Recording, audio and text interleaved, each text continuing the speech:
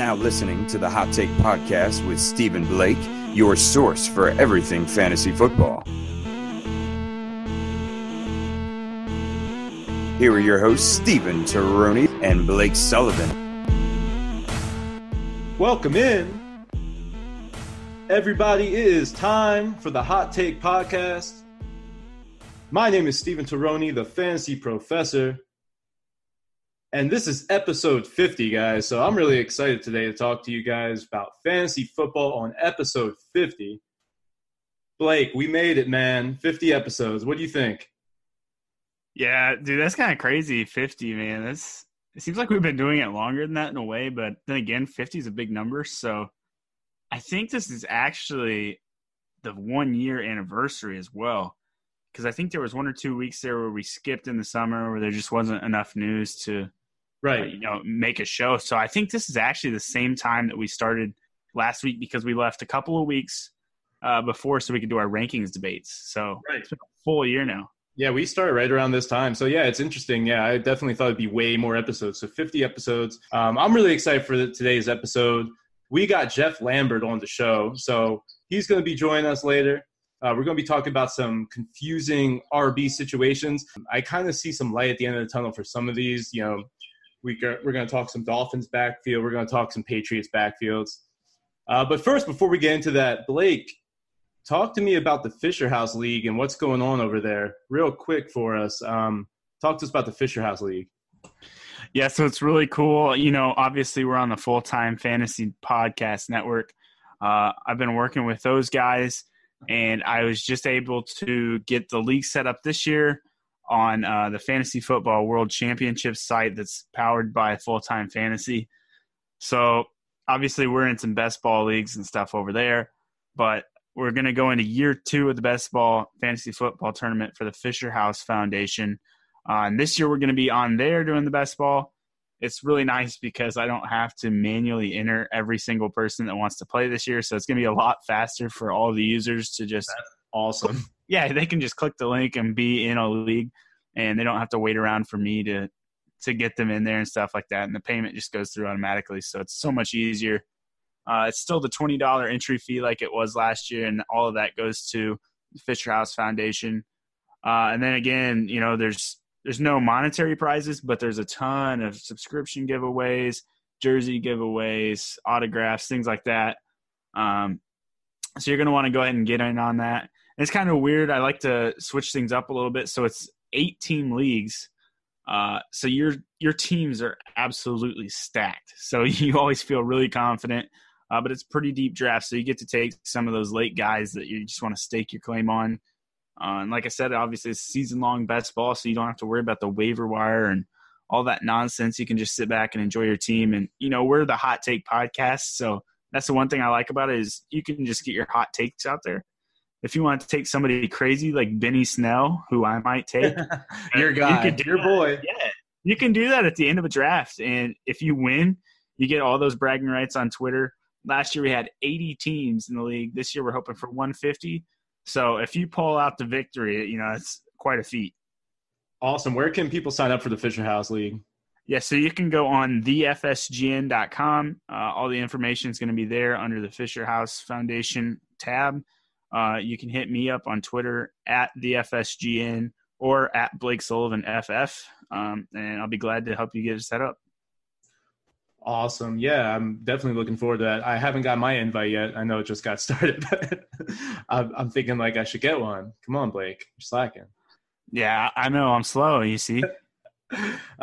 Cool. So we're going to talk about, before we have Geoff on, talk some confusing RB backfields. And I didn't even mention, today is our locks for the QBs and the tight ends. So last week, I'm sure you tuned in for Elliot Chris. We had him on, and Blake and I discussed our RBs and our wide receivers. So tonight we're going to talk about the QBs and the tight ends. So stay tuned for that. But first, we got to talk about our favorite moments of the hot take. So we have a year under our belt. I'll lead us off, Blake, because I really like yours. There's close seconds. There's runner-ups I have to mention here. I got to shout out John Laub because that is one of the best things to hear is when you make John Laub laugh on the show. He just yelps in this hysterical noise that is just amazing. I love every time John Laup laughs. So that's a runner-up right there. And we got to shout out Sam Lane's cat. Was it a cat, Blake, or was it a dog? I forget. It was like a tiny dog or a big cat. I think it was a dog maybe, but it was curled up behind his head like it was a cat. Yeah. He came up and brushed up against the thing, and then Sam hit the microphone, and it was just this crazy noise.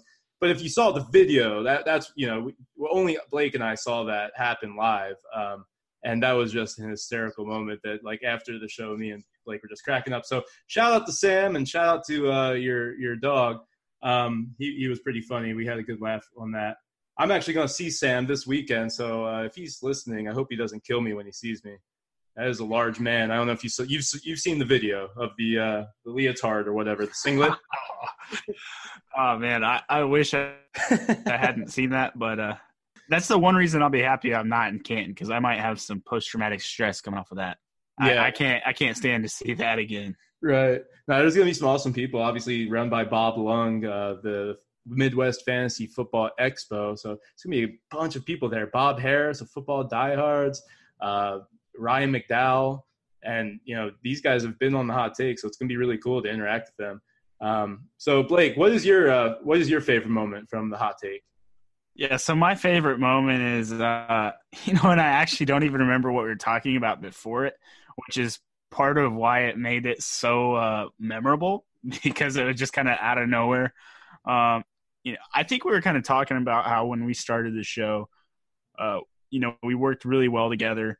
And it started as a rankings debate, but we ended up just kind of echoing each other's statements because we were on the same wavelength.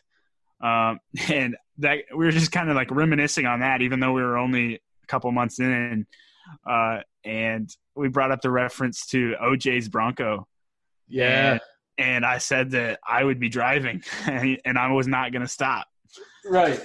I think we were talking about the situation in general. For some reason we were talking about OJ, and I was like, man, if I was ever in a situation, I think I was like, you would be the driver. You were like, yeah, I would be the driver. Yeah, that's kind of how we started the hot takes without the breaks saying, and so the cool thing is we actually have that kind of encaptured on our shirts that we made. Yeah, so, very excited about that, man. T-shirts, or we got jerseys actually, which is kind of cool. It's a replica jersey, or sweatshirts, which is my personal favorite. Wait, we have jerseys, Blake? Yeah, they're just got the hot take on the front, and they're kind of the mesh looking jersey. What? Yeah, it's pretty sweet looking. So, I haven't seen these. Yeah, I'll have to share that. Hot take jerseys, yes. Yes. So I will be sharing this link on Twitter for all you guys to go check that stuff out. And like I said, I personally recommend the sweatshirt the most because I ordered these for the FSGN tournament last year, and the quality of them was just ridiculously good. I did not want to take it off. So I didn't get a T-shirt last year, so I'm hoping they're as good of a quality. But, I mean, that sweatshirt was just, too comfortable to even take off. So we're going to have a lot of cool stuff coming up. So I'll be sure to share that link so you can find that on my Twitter. Steven will have it on his Twitter as well. Yeah, most definitely. Yeah, we gave Bob Lung a shirt. He was pretty excited about it. All right, cool. Let's get Geoff in here. Let's start talking some football. All right. So as promised, Geoff Lambert of Going for Two is on the show. What is going on, Geoff? What's up, guys? How y'all doing today? Pretty good, dude. Yeah, we're happy to have you on the show. You've been a friend of the show for a good bit here. I think this is the first time you're on, though.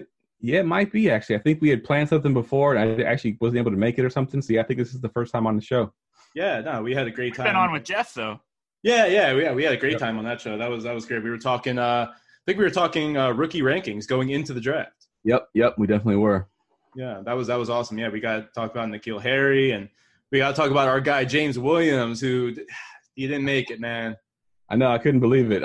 It's funny because at one point before the draft, I was thinking about taking him in the second or third round of my fantasy draft, and then him to go undrafted and then be cut, be the first guy to get cut. I was like, damn, I guess what I saw in him, it wasn't what the NFL saw him, I guess. Yeah, I actually ended up – this is bad. This could be potentially bad. I ended up taking him at the 311 in a fantasy draft, actually, over Darwin Thompson. Darwin Thompson was available. Yeah. So that could come back and haunt me for sure. Yeah, I reached out to him on Twitter, to see if he would come on the show. Unfortunately, he couldn't make it, but he's doing some camps now, some football camps in California, I believe. So maybe he'll make his way back to the NFL. Yeah, that would be great. I mean, he's a great pass catcher, obviously. I just think, I guess he didn't have the run against the competition that you want to see coming out. So that was a big deal right there. Geoff, real quick, talk to us about the league that you were just talking about off air. I want everyone to know about that. All right, yeah. So, obviously we're all in the Scott Fish Bowl. Everyone for sure knows what that is. If you don't, it's, large fancy tournament. Everybody's in it. Everybody in the industry is in it. It's, been going on, I think, for 9 years, and they, raise money for fantasycares.net, which obviously gives kids kids that are underprivileged toys for the holidays. So I was trying to figure out a way to bring that to daily fantasy. Last year, I brought it up too late, and I couldn't make it happen. So this year, I started early. I reached out. I got some connections at DraftKings, so I reached out to DraftKings and say, hey, I want to do this tournament. I wanted it to be a little bit larger than what the standard is. You only do 200-man tournament on DraftKings if you do it by yourself. So they gave me a 1,000-man free roll, basically, and actually put up some prizes. They gave me some DraftKings T-shirts, some DraftKings dollars, that kind of stuff. So it's free to join. Donations are optional. You can donate to fantasycares.net. You can do it through my GoFundMe page. To find all the details, you just go to goingfor2.com/charity. All the links are there. Basically, you're just going to go there, register for your invitation. It's just basically your name and email address. And once the contest goes live, I'll email the URL out to everybody. And like I said, donations are optional. Even if it's as little as $5. We're trying to raise at least $1,500. We're about a quarter of the way there, or a third of the way there. We got a little over 500 raised right now. So we're hoping to reach our goal before the season starts. Awesome. Yeah, it sounds like a great idea, great concept. I'm glad you're doing it, Geoff. Yeah, I definitely am interested in getting involved. So breaking news here, Andrew Luck is going to miss the entire preseason. So it came out today that they figured out where the source of the pain is coming from in Andrew Luck's calf. It's actually more of an ankle injury. And so just to take precaution, they're telling us that Andrew Luck is not going to play in preseason. So what does that mean, Blake? Are we scared at this point that he's not going to play in preseason? That, let's say that he is going to play week 1. Are you touching him this year? I warned everybody last year. I said, stay away from Andrew Luck. He's a wheelchair that is able to throw a football. But, he went out and had an amazing season. And then, of course, I bought into him a little bit just in time for it to come back and bite me. I don't think you should worry too much about him missing the preseason because obviously it's not important. They want him to be healthy for the regular season. But the fact that they're a little bit skeptical of him playing in week 1, that's cause for concern for me because, the way we've seen with him, it looks like it's going to be 1 or 2 weeks and it ends up being the entire season. But the thing that really concerns me is he's 6'4", 240 pounds, and it's an ankle injury. At least the thing with the, shoulder was bad because it's throwing. Obviously, that's not good either for a quarterback. But, a big guy like that on a bad ankle really concerns me, especially if he's going to be standing in the pocket. He's going to start taking a lot of big hits as well. So it's going to lead to other potential injuries. You look at Aaron Rodgers had similar type injuries with, the back of his calf.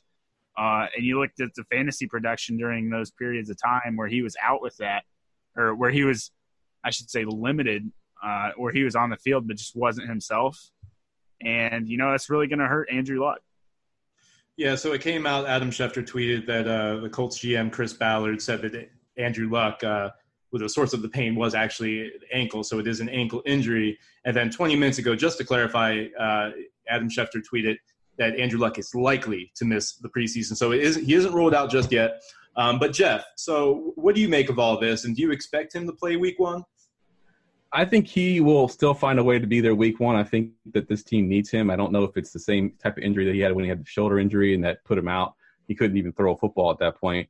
I think, players get injured even throughout the season. They're going to have injuries pretty much all year. So I think that this injury is one that he can probably play through. Now, will he be as effective as he was last year? Probably not, especially in the running game, because he does rush the ball a little bit, gets those extra little bit of fantasy points. So I'm a little bit worried about that. I'm also worried about him, too. If I'm drafting a redraft league and I don't know his week 1 status, I have to draft a second quarterback. And I don't like doing that in my fantasy league. I just draft one quarterback, and that's what I ride out, and I stream the 1 week he's on a bye week. But if you got Andrew Luck and you're not sure if he's going to make it for week 1 or not, you got to have somebody to plug into your lineup. So you're going to take 2 quarterbacks going into your fantasy drafts, and that kind of limits you on who you can take, your late round flyer guys that you're going to try to, grab late rounds and hopefully explode. So that's more what I'm worried about. I think he still plays week 1, and maybe he starts a little bit slower than he did last season, but I'm not too worried about it right now. Yeah, so one thing to consider is that his ADP is plummeting. So, Blake, we were in that the full-time fantasy mock that's going to be on Sports Illustrated coming soon, and you saw Andrew Luck just plummet, right? Like, he was going down into the double-digit rounds easily. Yeah, I want to say he went in the 10th round. I'm not positive on that, but I want to say it was the 10th round. And, I was sitting there like, do I take Andrew Luck or not? But, if Andrew Luck was sitting there, nobody else was drafting quarterbacks. So I think it's a good thing for us experts anyway that are used to drafting like that, drafting quarterbacks late. It's going to open up doors to being able to get a good quarterback on a team that you stack very well with your running backs and wide receivers like normal, because you're going to see a lot of people maybe when Andrew Luck's not flying off the board, they're a little more hesitant to take those other quarterbacks as well. Yeah, to Jeff's point, even if he goes down to the 10th round, which, it remains to be determined. Right now, his ADP is back at the 6th round, which could be considered value if you really think he's going to be healthy. But, if he goes down to the 8th, 9th round, you take Andrew Luck, and then he's ruled out week 1. Well, then what? Then you have to pick up a quarterback, not only pick up quarterback, but you have to keep Andrew Luck, because you can't just drop him and then come back week 2. So you're going to be put in a situation. But it might be worth it, because we know Andrew Luck, is a top 5 quarterback, but for all intents and purposes. So it's a really tough situation. I think we just have to kind of, play it out and see what happens with Andrew Luck before we make any decisions. But if you're drafting today, you're going to be facing that decision. And I would probably lean against it at this point. Let me ask you guys this question real quick before we move on from Andrew Luck. If you do draft Andrew Luck and you don't want to take a second quarterback, do you feel comfortable with was it Brissett that's behind him? You feel comfortable starting him in week 1 if you're going to not draft 2 quarterbacks? I guess it would depend on the matchup. I don't know. I might rather have somebody else, right, if I had the choice. I think so too. I think I'd probably pass, because most drafts you're going to see guys like Joe Flacco, who's kind of like a guaranteed points guy. Or what I would be doing is taking a shot on Ryan Fitzpatrick week 1. Maybe he'll go off for 40 points like you saw last year. He could just randomly do that. I think I would rather take a chance there than going with Brissett. So another thing to consider is that they're at the Chargers week 1, and that's just not a good matchup. That's not a good matchup for Andrew Luck either, really. Yep. I mean, so they might be seeing that, and if his ankle's not feeling well, he's not going to want to walk in to Joey Bosa and the boys. So that they might just wait it out and let Jacoby take that. It's a situation to monitor for sure. I to answer your question, Jeff, I think I would just pass on Jacoby in most situations. You probably get like Sam Darnold, even maybe Matthew Stafford. There's a lot of guys out there. Now, if we're talking daily fantasy, Brissett all the way. He's probably minimum salary right now.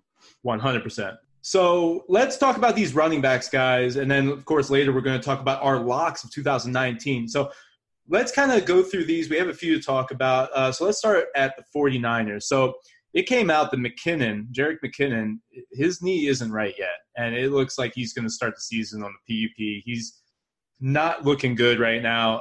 It's an interesting situation because they really invested him at one point, and he looked to be the number one, clearly. So now they brought in Tevin Coleman, and obviously we know why now, because they needed that. They needed a guy to replace McKinnon. So we got Tevin Coleman and we got Matt Breida. I think those are the two guys that we've narrowed it down to. Of course, there's Raheem Mostert. There's my name is Jeff Wilson. So what do we do here with the 49ers backfield, Blake? I think it's kind of we talked about it last week, I think, too, a little bit. And McKinnon was activated from the PUP list, so that's kind of a positive for McKinnon. But I think his role is still going to be too limited for me to really want to buy in there. You got Tevin Coleman that, they picked him up for a reason. And I think it was mainly because they weren't sure if McKinnon was going to be healthy enough or not, and they kind of wanted that insurance. But I don't think they would have got a guy like that if they didn't plan on playing him ahead of them. As far as being over Breida and McKinnon. So I think Tevin Coleman's going to be the RB1 there. But I think that Breida and McKinnon are both going to get enough volume that it's not going to be a role that you're really going to like for Tevin Coleman, even though he could be that lead back. You saw in Atlanta, he had Ito Smith behind him, and he vultured a lot of touchdowns, but Tevin Coleman still had respectable numbers because he got enough volume in that offense. But when you're adding two guys like that are worthy of taking away carries, just kind of worries me. What do you think, Geoff? Yeah, so I think I've heard, I'm a fan of the 49ers, so I followed them pretty closely. But the rumor is now that McKinnon could potentially end up on the IR because he's not ready to go for week 1. And because they deactivated him from the PUP list, they can't now put him on the in-season PUP list. So their only option would be to either keep him on the roster as an active player and not play him, or put him on IR. He loses another season. So there's a small chance that could happen. So I'm definitely, not touching McKinney in any of my drafts. Now, with that said, the Breida and Coleman situation is kind of interesting because, Shanahan came from Atlanta where he had Devontae Freeman and Tevin Coleman there. And I think he wants to recreate that in San Francisco with the two backs. And I think Matt Breida actually fills the Devontae Freeman role a lot better than McKinnon did anyway. And I think Tevin Coleman, if you're going to, comp Tevin Coleman, the best comp to Tevin Coleman is Tevin Coleman. So he's going to fill that Tevin Coleman role in this offense. And why not? I mean, he did awesome when he was there in Atlanta. He knows the offense already. He can step right in and be that guy. And I think both guys are viable in fantasy. And if you bought Breida, I've been pumping this guy since February, basically. If you're drafting that early, I say Breida's the guy you want. He was going in late 13th, 14th, 15th round, sometimes undrafted. And now I kind of look like a genius now because I got him in all my teams. Yeah, that's a great take right there because I think that, you could look at it like Tevin Coleman would be in that main role where Matt Breida would be the satellite back or the pass catching back. But yeah, that's a great point. Now, last year, Matt Breida actually had over 800 yards rushing. So he had a nice season for you. He just didn't get the touchdowns. That's kind of where I'm thinking is like, where are the touchdowns going to come from these running backs? And I think that it would probably be more so a mix of both, really, because neither of them stand out as like the better goal line back. But I think that Kyle Shanahan is going to use them both. So there's going to be weeks where Matt Breida gets the touchdown, and there might be weeks where Tevin Coleman gets touchdown. So it's going to be interesting. To your point, Geoff, Tevin Coleman, his ADP is going up. He's at the 508 right now. He's hit in the 5th round with all this news, and Matt Breida is there for you in the 12th. So if you have to justify it like that, I would say Matt Breida is the pick. But, Tevin Coleman, I'm definitely he's still on my radar. If he slips in drafts, I really liked him a couple weeks ago before all this news came out because I was really buying his ADP at like the 7th, 8th round for Tevin Coleman. But now he's moved up a little bit. He's kind of getting too rich for my blood. Matt Breida's there, so if I want a piece of the backfield, I think Breida's the way to go. That's a good point because I think that Coleman is the better pass catcher where people might think Breida is. Right. Yeah, I think Coleman fits that role. Like I said, he steps right into the role he already had in Atlanta. And Breida, he was good last year. His biggest knock was that he couldn't stay on the field. He was injured a lot. And he found a way to stay on the field. In some games, I got, a note on my phone saying Breida's down with a knee injury. It looks scary. And then a minute later, he's got 50 yards rushing. I'm like, well, I guess that knee must have been okay. So, But I think he fills that Freeman role a little bit better than Coleman does. We saw last year Coleman was the number one guy, and he didn't do so well. That's right. Yeah, and I think if Shanahan, is a smart coach, which I think we all agree he is, he'll put him in that role, knowing that look, he's not the workhorse back that we want him to be. He's going to have he's going to be spotty with his snaps, but at the same time, he can break off one for 40, 50 yards and really win you a week. So Tevin Coleman is certainly a guy to keep your eyes on. Just I just feel, like if his ADP gets a little too high, I think that it's going to be tough to justify it. Agreed. So let's move on to the Patriots. We got word coming out of Patriots camp that Damian Harris hasn't been playing well, hasn't been getting the snaps with the one. It is Sony Michel's backfield right now as far as getting first team reps. So Blake, I know you're a big James White fan. Is it just a mix of Sony and James White, and both of them can be productive in fantasy this year? Yeah, I think you're going to see more of the same. Basically, what you had last year, you're going to have again this year. Rex Burkhead's going to be healthy though, so I think he is going to get some more work. Not very much, basically just a breather here and there late in games when they've got a big lead. That could happen quite a bit. But, Damian Harris still does have a shot. I think it's going to be between him and Rex Burkhead as far as having that kind of role, but I think Rex Burkhead's going to get it in the end. I don't think I would really be drafting either of those guys, though. Maybe you drafted Damian Harris in some of your rookie drafts for Dynasty, but like I said, I think Sony Michel and James White are going to have way too much volume for any of the other guys to be relevant. Yeah, I agree with you. Obviously with the Patriots backfield, there's always some questions, but there's a lot of value to be had there. They're turning into, or the transition has already taken place. They are a run-first team. And that's going back to LeGarrette Blount, where they wanted to run it down your throat. So now they have Sony Michel to do that. Geoff, what do you think of Damian Williams right now? Do you think he's going to take away enough from Sony Michel for Sony Michel not to return value? You mean Damian Harris? You said Damian Williams. I knew you meant, but yes. With the Damian Harris, the thing with I'm a little nervous is the whole rookie thing.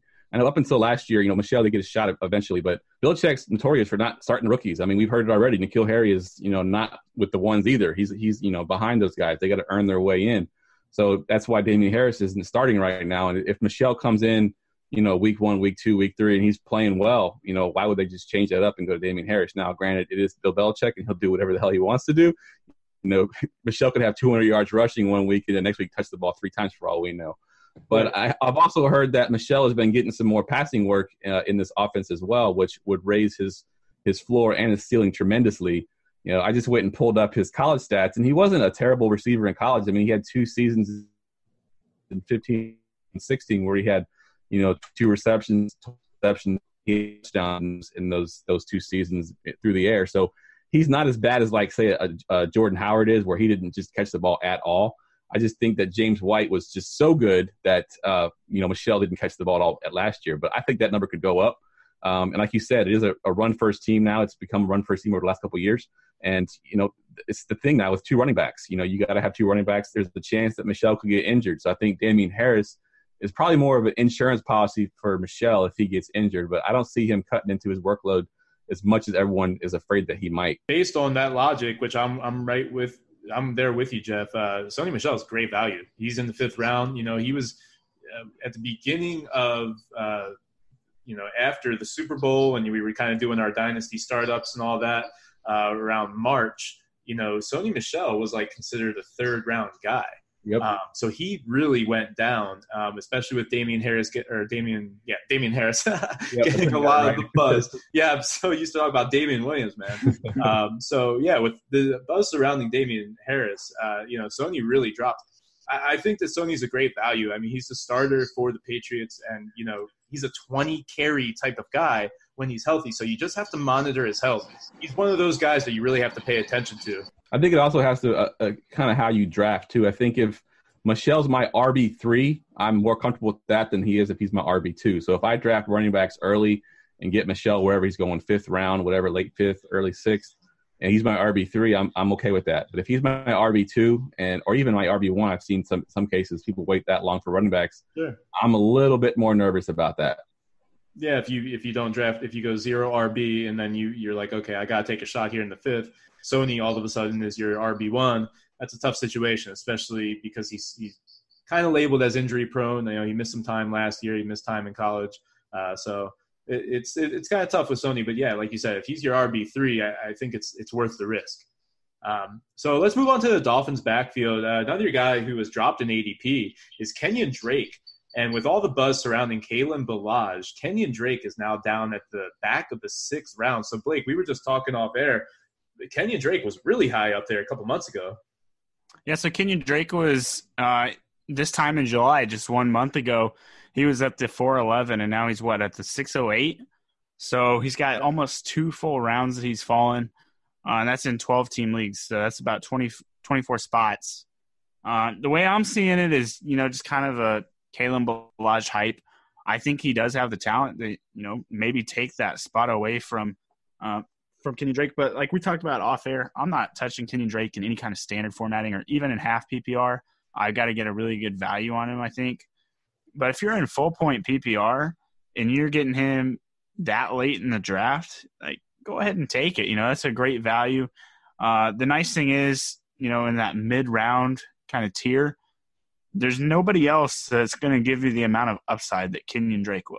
Yeah, 73 targets last year, and what Kenyon Drake is he's a glorified satellite back. I mean, he's not going to be a guy who's going to give you 20 carries a game. Whether he can be that guy or not, I just don't see the Dolphins using him as that. And I think they realize that they don't have to use him that way, because if they did, there's more risk for injury. He's not as efficient. There's different reasons why you wouldn't use Kenyon Drake in that way. So now they have Kalen Ballage, who's going to be more of the bruiser. And that's kind of how I'm looking at this Miami Dolphins backfield. Geoff, do you agree? And are you buying Kenyon Drake now that he's dropped? Now that he's dropped, I'm definitely buying him. I wasn't buying him before, and I think that they're going to try to create that 1-2 punch with Ballage and Drake. And if you look at their preseason, snap counts, you can kind of figure out how they're looking at these two guys. Usually the starters, quote-unquote starters, don't play much in the preseason, and both Drake and Ballage, played very few snaps in this preseason games. I think they've kind of viewed them both as like co-starters. I think Drake, people don't realize last year in PPR leagues, Drake was an RB2. As bad as we think he was last year, everybody's kind of, giving the ball more, Gase, giving the ball more. He was still an RB2 in PPR league. So, if he has any, increase in the running game at all, he can easily be a high-end RB2 again this year. Ballage may take some touchdowns away from him, but really, are you giving the ball to Kenyon Drake down the goal line anyway? He's kind of a small guy. I think he is that sort of satellite back. He's the new NFL with this. You got your big bruiser on first and second down. You got your faster, sort of slot receiver / running back guy that you can bring into the game to do all kinds of stuff. So I think it's just kind of the new NFL and the way it is, and I think they're trying to create that in Miami as well. Yeah, and that being said, I'm really excited for Kenyon Drake with Ryan Fitzpatrick. I think that could be a lot of fun. I think that Fitzpatrick is the kind of guy who utilizes the talent around him while he's out there, and he's going to be a gunslinger. So they're going to draw up plays for Drake where he gets a couple like downfield, like wheel routes. And he's going to get some good opportunity in the screen game, especially, they actually do have field stretchers there in Miami. So when you look at that, being a satellite back in today's NFL, especially in the PPR league, like Blake was talking about, it's not a bad thing. Not a bad thing at all. Yeah. Miami is definitely my sleeper team of the year as far as fantasy goes.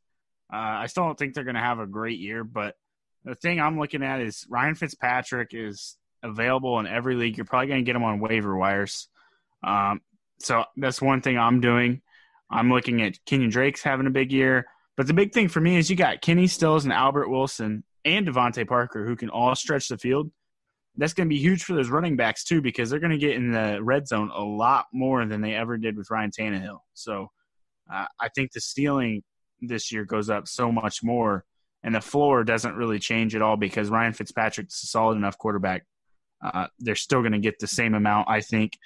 But I think the ceiling just increases 2 or 3 times. Agreed. Oh, man. I am going to love it when Preston Williams starts getting involved and maybe Devontae Parker starts missing some weeks because of an ankle injury. And then all of a sudden Preston Williams is in a real good situation with Ryan Fitzpatrick, giving him 11 targets in the red zone. Yeah, he's definitely getting that hype. I think who is that cornerback on his team? His name escapes me right now, but he said that he's a wide receiver 1 in the making because he has traits. Did Xavier Rhodes say that? Yes, yeah, Xavier Rhodes. He says he's a wide receiver 1. You match up in practice, he kind of sees those traits. So maybe he is. All right, we might have to stop talking about that here on the hot. So let's get into our locks here for the quarterback position. I see a lot of great guys on this list. Unfortunately, I don't have any new content this week. It's the same guys I've been preaching for the last weeks. Really high on both these guys. Both these guys have the same bye week, so obviously you're not going to get both of these guys. And coincidentally, both these guys are quarterbacks for both of my wide receivers that I liked last week as my locks. That was Calvin Ridley and Cooper Kupp. So I'm going with Jared Goff and Matt Ryan. I'll start with Jared Goff. I'm a little bit nervous to see what happens with Todd Gurley. I think losing Todd Gurley is going to hurt Jared Goff quite a bit. A lot of people are going to say, well, why? He gets so many carries. Well, he also gets 600 or 700 receiving yards. So that's a lot of fantasy points coming from Jared Goff. But at the end of the day, even if Todd Gurley's gone, I think that's going to increase, targets for Cooper Kupp and Robert Woods, Brandon Cooks, guys like that. So I'm not too concerned about it. And, if he gets into a gunslinging match, he's probably going to win. He's just a really good quarterback. And then when I move over to Matt Ryan, it's kind of the same thing. People are saying, oh, well, Devontae Freeman's back. They're going to run the ball so much. And I'm like, cool. That's good with me. This is going to be a balanced attack now. Whereas last year, Tevin Coleman wasn't that successful at running the football, and it got him behind in the chains a lot of times, put pressure on Matt Ryan. The defenses were able to, kind of snuff out some of those passes, whereas this year with Devontae Freeman back there, they're going to kind of have to honor that a little bit more. Yeah, those are great points. I mean, Matt Ryan, to me, he's kind of a regression candidate. So I'm kind of off of Matt Ryan this year, but he's a guy that is on a highly potent offense. Obviously, he's going to be throwing the ball to one of the best receivers in the game. He has arguably one of the best running backs in the game. And then you have a guy like Calvin Ridley. So the weapons are there. And it just really comes down to touchdowns for Matt Ryan. So if he can get up into, that upper half of the league in touchdowns, you're happy. But if he has like an off year in that category, he doesn't return the value. So Matt Ryan is definitely a guy who has top 3 upside, because that's what he was last year. He was the QB3 overall. So gotta love Matt Ryan. Geoff, how are you feeling about Matt Ryan this year? I actually love Matt Ryan, and I think Matt Ryan's knock on him every year is that he can't play outdoors and he can't play outside of a dome. He's playing in good weather stadiums pretty much every week this year. I think these 10 of his 16 games are going to be in domes. And then looking at the schedule too, he doesn't have any games that it's going to be a factor with weather. He plays the Eagles in week 2, unless it rains that weekend. I doubt there's any weather in there. But looking at the end of the year where it starts to get cold, he's playing in Jacksonville. He's playing at my 49ers. He's playing at Tampa Bay. There's no weather games that are going to affect him at all. So I think if you're looking at Matt Ryan, I think the sky's the limit for this guy. He's got great, talent around him. He's got Julio Jones. He's got Calvin Ridley. Mohamed Sanu's still there. Devontae Freeman's a great receiver out of the backfield. The offense will be more balanced this year, which I think helps out Matt Ryan a little bit. And I think Julio Jones last year learned how to catch touchdowns somehow. So that'll help him out as well. So, yeah, Matt Ryan is an awesome pick. And I think he gets overlooked a lot, each year just because he's had those down years where you could kind of get burned by him. But I think he's kind of figured it out. And I think this offense is too good to not have Matt Ryan. So, Geoff, who is one of your quarterbacks? We're going to do 2 quarterbacks, and then we're going to get into Titans. We're going to do 1. So who's one of your quarterbacks? All right, so one of my quarterbacks, and everybody's kind of scared of him because of the way he ended up last year, and that's Cam Newton. I think Cam Newton is going to have a bounce-back season. I think the shoulder is fine.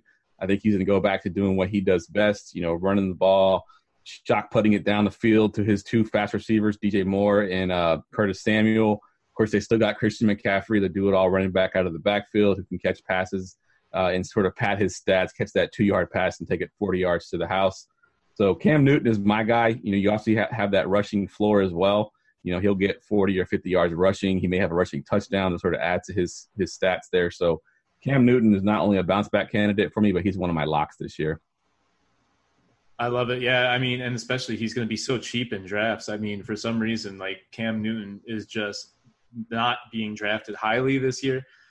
Maybe it's because of the shoulder. I think people are kind of fading him because of that. And then the bad taste he left in your mouth last year when he couldn't produce in fantasy.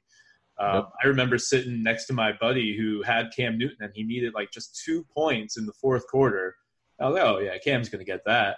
And he didn't. He didn't do it, and it was really tough. That was me. Second week of the playoffs, I got eliminated because Cam Newton couldn't get me 4 points. Right, against the Saints, right? Yep. Yeah. And usually, like in years past, that's just like such a good matchup. But, the Saints are a good defensive team. Cam's shoulder wasn't right, and it just didn't work out. So he's now in the 9th round. So it's just value all day. And Cam is actually one of those guys, just like Matt Ryan, that for some reason with these quarterbacks, like these 2 in particular, every other year, they're either a QB1 or a QB2.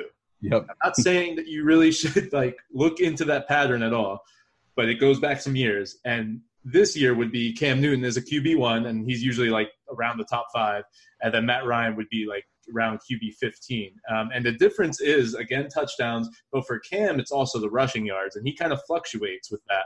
Yep. Maybe if the shoulder isn't right, you have a chance of him running a little bit more, so that could be a good thing. But I think if you're drafting Cam Newton, you want his shoulder to be 100%. It looks pretty good so far from what I've seen in videos I've seen in the offseason. So I think we're okay with Cam Newton. He's cleared to play. He's ready to go, so you should draft him as if he's healthy. So one of my guys is Carson Wentz, and we talked about it on our QB show. Carson Wentz is my QB5 overall.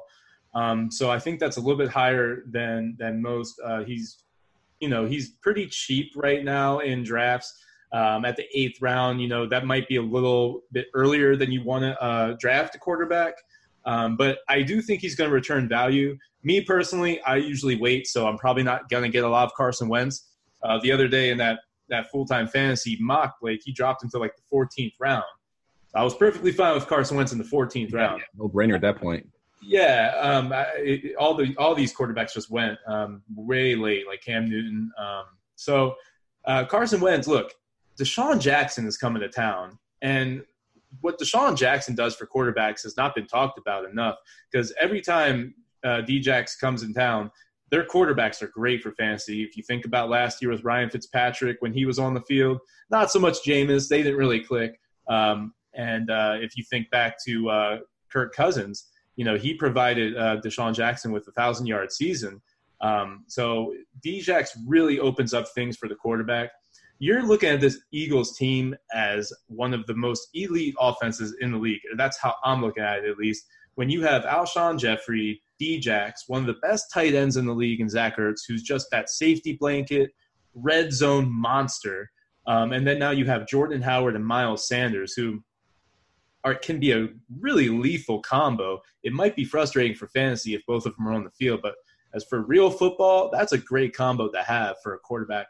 I think it's wheels up for Carson Wentz just because of the weapons around him. We know that 2 years ago he was the QB6 overall in the full season. He had a ridiculous season. Last year he was still kind of recovering, and he didn't play the whole season again. So injury is definitely a concern with Carson Wentz. But, look, if he's healthy, and he is as of right now, I'm drafting him as my QB1. Yeah, I love that call. I think Carson Wentz is a great call. I think people are scared of his injury history as well. I think I have Carson Wentz exactly where you have him as QB5. So, Geoff, I really like the next quarterback that you have. I think he's great value this year. And even before the Andrew Luck news, he was actually my QB3 overall. Yeah, so he's actually just moved it to 3 as well. He just overtook Andrew Luck with this news that just broke, and that's Aaron Rodgers. He has the potential to be the QB1 overall, and, he has that in him. He's done it. He has the weapons around him to do it. I think Aaron Jones in that offense, the running back in that offense, helps him out to balance that offense out a little bit. Of course, he's got one of the best receivers in the game in Devontae Adams. He's got some guys that are, good enough, like Geronimo Allison and MBS, that can sort of take pressure off of them. And then Jimmy Graham had a bad season last year, but I think a lot of it came down to injury. If he can stay healthy, he can be a red zone option for them as well. So I think Rodgers, he's got his new offense now. He got everything that he wanted. Why wouldn't he go out and perform now and play like he's played in the past couple of years? I know last year he burned a lot of people with the way he played, but he also played injured pretty much the whole season. That knee injury he had, I think in week 1 or week 2, lingered all season long. And now he's fully healthy as far as we know. And, he just booted up to QB3. Obviously I've got Watson and Mahomes ahead of him. But there's no reason that Rodgers couldn't be the QB1 overall this year. Yeah, no question. Aaron Rodgers is due for a bounce back. I think that there's some people that might be, Aaron Rodgers didn't really return value last year, so he's going to slip. You might have a bad taste in your mouth, but, A-Rod is going to be A-Rod at the end of the day. Blake, you know that more than anybody. Are you feeling like there's a comeback season for Aaron Rodgers? I feel like it is, but then it's kind of like he didn't go anywhere. I kind of have this love-hate relationship with Aaron Rodgers because, he'll be on your fantasy team and putting up 20 to 25 points like it's nothing. But then you have these like last season, it was really hard for him to put up 30 fantasy points. and just killed you. You know, you knew you were going to have a decent game from him, but you didn't have any hope of him putting up one of those crazy games, it seemed like, because Devontae Adams could only do so much. But now you've got some of these younger guys, and you got Jake Kumro coming back that I really like. He'll be healthy this year. I think he's going to be in that offense some. That's a guy you need to be looking at late in drafts. Him and Rodgers actually had really great connection last year, and I thought he was going to step in and actually become their wide receiver too. But he got hurt, so I think he's still got a hill to climb. But, you know, he's got a lot of guys like that. And you talked about Jimmy Graham, who I've also talked about. I think he's a great bounce-back candidate this year. He was just inconsistent last year, and he didn't get any touchdowns, you know. If you start looking at him back when he was in Seattle or even way back in New Orleans, you know, he's a 10-touchdown guy. He adds those 60 points, and he's a top 5 tight end. So I think Aaron Rodgers is going to have a bounce-back year because I think he's healthier. But I'm not taking him as a top 3. If I can get him as maybe like the 5th quarterback off the board, I'm going to reach up for him a little bit and draft him. But I've kind of been staying away from him because he's been a little bit too inconsistent for me lately. Okay. And, you know, you got a little bit of bias because you're a Packers fan. Right. I mean, like, as far as a quarterback goes, I think he's the best quarterback out there. And right. I think he's a top 3 quarterback all time. Right. But as far as fantasy goes, you know, we got to have a little plug for Bob Lung every week about consistency. Yeah. I don't know the numbers on it exactly, but I know just from watching him week to week, I'm in a league where you can pick any player any week. It's basically like a season-long DFS league, but there's no salary cap. I've watched it with Aaron Rodgers where, you know, like 2 or 3 years ago, it was every week he was steady 30 points guaranteed. And he'd have 4 touchdowns every game. It's kind of like Mahomes last year. Right. But then these last couple of years, he's been injured, kind of been mad at McCarthy, missed some third down throws, you know, and have those early third down throws is the worst thing. They'd go out there for one set, and then they'd get booted off the field. Those things have really hurt his fantasy production, and that's the only thing that concerns me, even though I think he's going to have a great bounce-back year.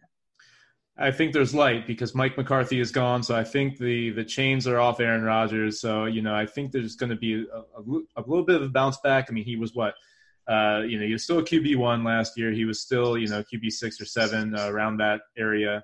I think that he's going to move up into that top 4 this season. So looking forward to seeing what Aaron Rodgers can do. My second quarterback here is Kyler Murray. I am kind of taking a chance here, obviously taking a rookie as my lock. But, you know, obviously we say it all the time, you know, scared money don't make money. And if you were scared to draft Mahomes last year, well, you didn't walk away with one of the best values, you know, we've ever seen in fantasy football. So you have to kind of take that shot. And I'm not saying that Kyler Murray is Patrick Mahomes. I don't think he's going to be anything close. But he still has the upside that you want when you're taking a QB late in draft. So I'm kind of looking at both of these guys as Carson Wentz and Kyler as having some very nice upside. Kyler Murray is going to be a rushing quarterback, which is nice. He's going to have that floor. He has elite speed at the quarterback position. He put up over 1,000 yards last season in the D1 program, which is, you know, unreal for Kyler Murray. You know, and he has great deep ball. Think, you know, Russell Wilson as far as rolling out and throwing that nice deep ball with accuracy. So he has all the tools right now. And then the stars aligned with Cliff Kingsbury coming in Arizona, getting that number 1 overall pick. And now you're going to see this fast-paced offense with Murray at the helm, along with a Hall of Fame wide receiver in Larry Fitzgerald, which people really aren't talking about a lot. And Larry Fitzgerald's getting very disrespected. He's a wide receiver 2 this season for me, and he's not being drafted as such. But then you got David Johnson. You got a lot of weapons, you know, big play guys like Christian Kirk, Andy Isabella. We're seeing Keyshawn Johnson having very nice showing right now in the offseason and then preseason, which doesn't say much. But look, there's weapons around Kyler Murray. I think the system around him is perfect. So he's a QB1 as far as I'm concerned, because I think that rushing floor is going to keep him there. I think he's going to get over 500 rushing yards at least.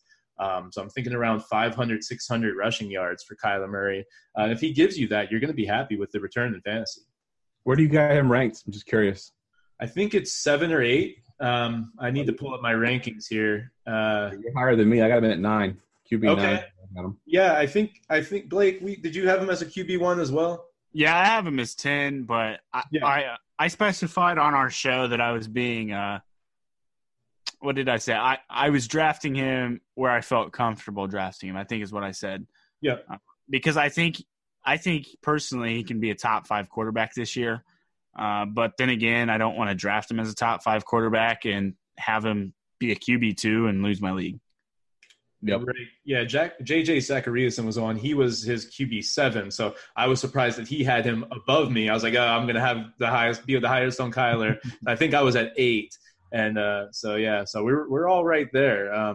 So it's look, and he has the upside of being a top 5 guy in the first year. So that's something we have to realize with Kyler. I think he's going to have an awesome year. But look, it's still an experiment. We could look back and laugh at the Cliff Kingsbury experiment. You know, it could go down in flames. It's really all projection right now. But, you know, I think it's wheels up for this Arizona offense. It's going to have a bounce back season when people aren't really looking at the Cardinals as, you know, a high powered offense. I think that's going to be the difference between, you know, your perception of reality of this year versus last year. So let's move on to these tight ends. Geoff, lead us off here. Your tight end is very high up on my board. I like him a lot. Yeah, I think if you miss out on the top 3, obviously, you know, with Kelsey, Ertz, Kittle, there's that second tier of guys. O.J. Howard will be number 4, and then Evan Ingram is my guy, my lock. And I love it. Ingram this year. I think everybody's kind of off of him because he had a bad season last year. And, you know, after his huge rookie season, I think record-breaking rookie season that he had, I think he had the most fantasy points since Gronk's rookie season for a rookie tight end.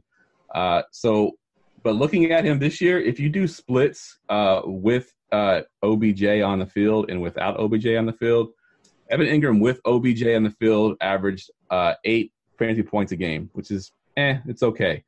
But without OBJ, it was 16 fantasy points per game, so double what he is averaging when OBJ was on the field. So now, obviously, OBJ is not there anymore. You know, you got that 4-game suspension of Golden Tate. Sterling Shepard is now the number 1 receiver. How good will he be? And neither of these guys are field stretchers. And I think Ingram now becomes their field stretcher guy. I think he's the guy that's going to be down the field, you know, in that seam route for Eli Manning. I think he becomes that deep threat guy that they're going to need in that offense, and they're going to have Sterling Shepard and Tate work the underneath. So he's a big play for me. I think I'm going to draft him in most of my leagues. Yeah, I agree with you completely. I think he is above O.J. Howard. I have him above O.J. Howard because of the people around him, like you're mentioning, you know, without Odell Beckham and the kind of just the Jags on the Giants, it's just another guys on the Giants. Right. You know, there's just not a lot there, especially for the first 4 games of the season. You're going to see a big showing from Evan Ingram for the first 4 games without Golden Tate. So, you know, if you want to get off to a hot start, and, you know, people might be taking Hunter Henry and O.J. Howard around the time Evan Ingram is available, I look at them as kind of a tier in their own. And if you can get Evan Ingram at the last one of those tiers, I think you're winning in fantasy football. Yeah, and people want to knock Eli Manning as a reason to not draft Ingram. But if you look at Eli Manning's career, there's not a season where he hasn't had a top 12 receiver on his offense. So he can make a receiver be a top 12 guy. So if Ingram is that receiver that he's going to just give tons of targets to, you know, he could have a huge season this year. Blake, talk to me about your tight end. Yeah, so my tight end is going to be Jared Cook. I like both of these guys that you guys have down on the list. But the thing for me with Jared Cook is I'm going to be able to get him a little bit later than Evan Ingram. I think your guy is actually going to provide better value maybe than Jared Cook, Steven. But the thing I'm liking with Jared Cook is Drew Brees. You know, he hasn't had a quarterback like this. I mean, he did have Aaron Rodgers for 1 year, but he only played in 10 games that season, so, you know, I don't really count it. But you're looking at 101 targets last year with Derek Carr. So now you take Mark Ingram away from the Saints. They've got to be throwing the ball a lot more this year, I would think. You know, Alvin Kamara is still going to run the ball quite a bit, but they're going to have to throw the ball through the air a little bit more because they don't have a second reliable running back. I mean, they have Latavius Murray, but Latavius Murray is not Mark Ingram. 101 targets last year, 896 yards, 6 touchdowns. I could see similar numbers like that, maybe a few less targets, but Drew Brees is a much better quarterback than Derek Carr. So, I think that sky's kind of the limit for Jared Cook, even though he's an older tight end. He's going to be 32. Yeah, he's kind of come alive here in these later years. I mean, last season for the Raiders was awesome for Jared Cook. You really were happy with him in fantasy, and he put up tight end 1 numbers very consistently for you. So now he walks into a situation where you can argue it's better. I mean, he's on a better offense. Drew Brees, Hall of Fame quarterback, accurate quarterback, and has traditionally loved his bigger targets. You can go back to Kobe Fleener and guys like that he's utilized. So, yeah, Jared Cook is in a good situation here. And they really don't have a guy who stands out at that wide receiver 2. They have Traquan, they have Ted Ginn. Both of those guys, I think, are going to have targets dispersed to both of them. But then Jared Cook, really, you could argue in the receiving game, besides Alvin Kamara and Michael Thomas, he could be the 3rd most targeted guy in this offense. I think, too, he could also become their best red zone option as well. I mean, he's a big guy. They don't really have that, sort of throw it up, jump ball kind of guy that can go get it. And I think Jared Cook could become that guy in the red zone. And we know the Saints offense will be in the red zone quite a bit this year. So that could, be fewer targets for Jared Cook, but more touchdowns to sort of make up the difference. By Locke is a guy who I've talked about for a few episodes in the offseason. I've mentioned him before. I definitely like talking about him because, he is just great value. And when it comes to the tight end, like you mentioned, Geoff, if you're not drafting Travis Kelce or Zach Ertz potentially, you might as well just wait. And then, Evan Ingram is going to be of value, of course. Jared Cook, I think, is going to be awesome, a great pick. But if you're just completely punt the position and you say, all right, I'm just going to wait until the double-digit rounds, and then if you do that, you really want upside, I think that the best pick you got in this draft is Mark Andrews. So Mark Andrews is coming into his sophomore season. In his rookie year, he really didn't do a lot for you in fantasy. He had great games, so DFS was an awesome play. But you really probably didn't start him on weeks that he did well. It just didn't work out that way. And then he was tight end 2, middle of the field. But he actually had the 6th most yards all time at the tight end position for rookie. And actually, he had more than Rob Gronkowski's rookie season. So Rob Gronkowski in his rookie year had 546 yards. So last year, Mark Andrews, 552. He's a big play guy. And I kind of look at him in the same situation as Evan Ingram, Geoff, in that there aren't a lot of wide receivers in Baltimore, just like in New York. So now who is their best pass catcher, big play guy? And Mark Andrews is the most reliable pass catcher that I'm looking at as far as the receiving core in Baltimore right now. So Lamar Jackson has worked with him, obviously, in the last bit of the season last year. They had a couple connections, nothing big. They were really a run-first team in the situation that Lamar Jackson was thrown into. But look, on the season, Mark Andrews had an ADOT of 11.1, which led all tight ends with at least 50 targets. And so that's average depth of target. Only O.J. Howard had more, which was 12.2, but he only had 46 targets. So he's, for that stat, he doesn't count. So Mark Andrews is actually a big play guy. He averaged 16.7 yards per reception last year. I mean, this is a guy who they're looking for downfield. He's a big play guy. This is exactly what he did in college. People kind of were thrown off because Hayden Hurst was used as a first-round draft pick. So you're thinking, oh, he's going to be the guy used. Well, not really. No, Mark Andrews was drafted as the pass catcher, and Hayden Hurst, because the Ravens like to use 2 tight ends, and of course they're a running team, they're loving Hayden Hurst right now for what he does for them. He's a great pass blocker. He's a great run blocker, and then he gives you a nice red zone presence. But when it comes to lining up in the slot, Mark Andrews is going to get a lot of run this year, and I think he's going to pay off big. He only had 3 touchdowns last year, so if you give him 2 or 3 more touchdowns, Last year, he finishes right around that tight end 12. So you're probably looking at him a lot better. Like if he finished as tight end 12 last year, I think more people would have him higher up in their rankings. But I'm loving Mark Andrews this year. I think he's a smash. Yeah, I actually love him too. And actually, I would have wrote him down if you hadn't stolen from me already, because he was my guy. Nice. And his ADP is rising quite a bit. I've heard his name mentioned a lot of places. And from where you could get him about a month ago to where you're getting him now is totally different. But he's still going pretty late. He's still one of those guys I think that you can definitely get later rounds and return that value. And we've already heard a little bit in camp about him and Lamar Jackson having a connection and how they're pretty much unstoppable right now in camp. And that Ravens defense is pretty good. So they're going to the Ravens defense, week in or day in, day out. So if they're beating that defense, there's a reason to think they can't beat the defenses that are in their division. And yeah, I agree. I think he's got a huge upside, and he could be that breakout guy. And I think for years to come, could be one of the top tight ends in the league. They're going to run it down your throat, and right when you think they're going to run it again, they have Andrews lined up in the slot. They have Hollywood Brown on the outside, and they have Miles Boykin. All of these guys are big play guys. All of a sudden, they're going to take the lid off of the defense, and Mark Andrews is going to be cutting up the field on the post and get you a 50-yard gain. And all of a sudden, he's a tight end 1 for the week on that one play. So there's going to be times where that happens for you with Mark Andrews. Of course, they are a run-first team, and it remains to be determined if Lamar Jackson can provide that kind of volume or even consistency for Mark Andrews to be a week in and week out tight end for you. But I'm going to take the risk at the end of my draft and get him. I think he's a locked and loaded tight end 1 this year. I have him as a back end tight end 1, tight end 8 for me right now. So I'm one spot lower. I got him as tight end 9. Wow. Yeah. So we're right on the same page today, Geoff.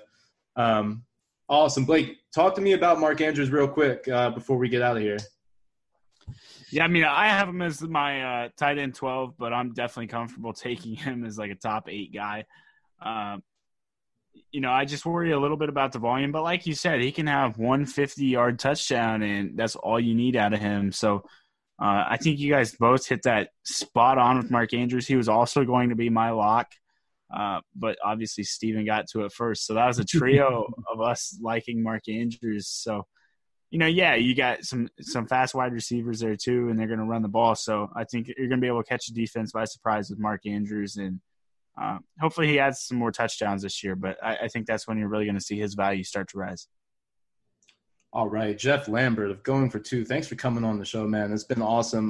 Tell the folks what you have coming up for them, and tell them where they can find you on Twitter. All right, so on Twitter, I'm at Geoff Lambert 77. It's Geoff spelled Geoff. Of course, you can find me at goingfor2.com is the website. The podcast is live starting during the season. We're going to go live twice a week. Tuesdays and Fridays, we're on Facebook Live. We're on YouTube. We're on Twitch. We're on Periscope. Anywhere you have a live video feed, we're on it. Just search for Armchair Fantasy Show, and you can find the links also on the website for goingfor2.com. Again, that charity contest, the deadline is August 31st. So if you want to join up, go to goingfor2.com/charity to join that DFS contest that we've got going on. So thanks, guys, for having me on. I appreciate it, and hopefully we can do it again during the season. Oh, most definitely, man. We're going to have you back on. This was a lot of fun. Yeah, go to thefsgn.com and sign up for the Fisher House League. Check out Full-Time Fantasy for all your fantasy needs. They got a great ADP resource for you over there. And, of course, sign up for some of those best ball leagues, some of those season-long leagues that they have, some high-stakes stuff and then some lower stuff, some like $10 leagues, $35 leagues over at Full-Time Fantasy. You can draft tonight over there at fulltimefantasy.com. Quick announcement, I'm going to be at the Fantasy Football Midwest Expo over in Canton, Ohio. I'm going to check out the Football Hall of Fame, and then we're going to be recording live from the Expo. So I'll be recording a show. We're going to have Bob Lung. Bob Lung is obviously running the thing. So I believe he's still giving away free tickets. So if you're in the Ohio area, check out Bob Lung's Twitter at Bob_Lung. But be on the lookout for the pod. We're going to be recording live from Canton, Ohio at the Expo. We're going to have some nice guests on, including Bob himself. On behalf of Blake Sullivan and Geoff Lambert, my name is Steven Tironi. This has been the Hot Take Podcast.